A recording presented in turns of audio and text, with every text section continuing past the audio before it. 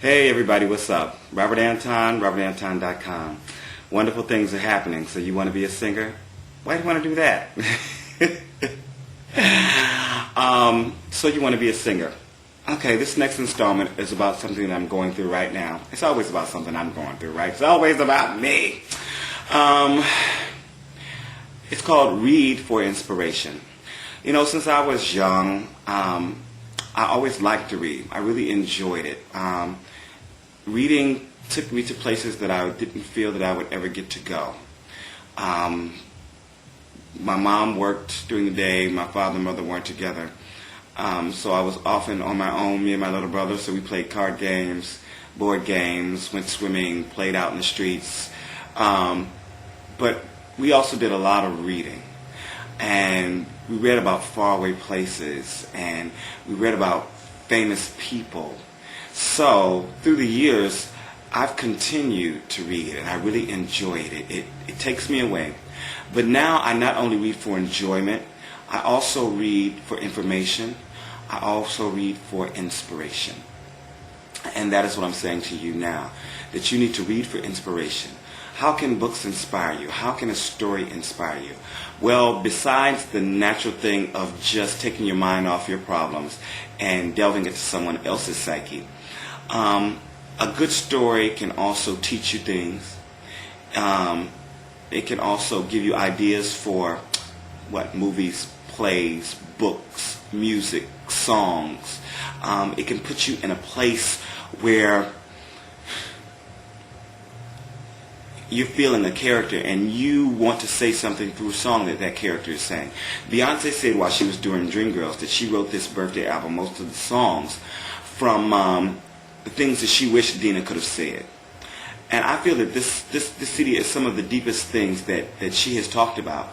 And a woman who has been, let's say, held down, manipulated, and all that kind of stuff, is a deep character to write from. And I believe that had a lot to do with the way a lot of the songs came out. And I enjoy the CD. Actually, I went out and bought it, and I can't get enough of it.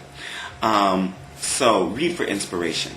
And while I'm at it, I have been reading a book. It's called You Got to Read This Book. And it is 55 people tell the story of the book that changed their life. Let me tell you, in these 55 short people's words, they're not short people, but the chapters are very short. It's 55 people who are very successful, and not only in business, but they are successful in life, in relationships, in love, in their businesses also, and in their spiritual life, whether they be Christian, whether they be Jewish, Buddhist.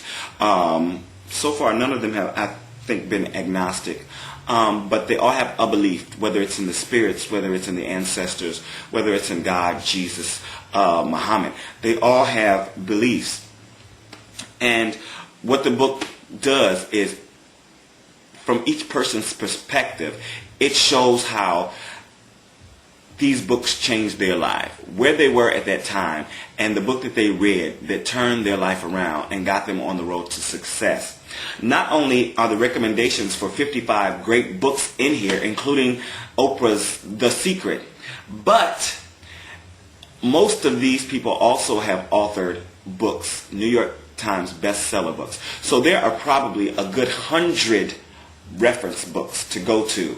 So I have already reserved like a dozen books at the library, which is what I do. I don't buy them first. I reserve them and I read them. And this book has just inspired me. It just inspired my idea for the campaign for worldwide change. It has inspired another project that I'm starting on. It has inspired me in promoting my CD, Insane, in several different ways that I hadn't thought about.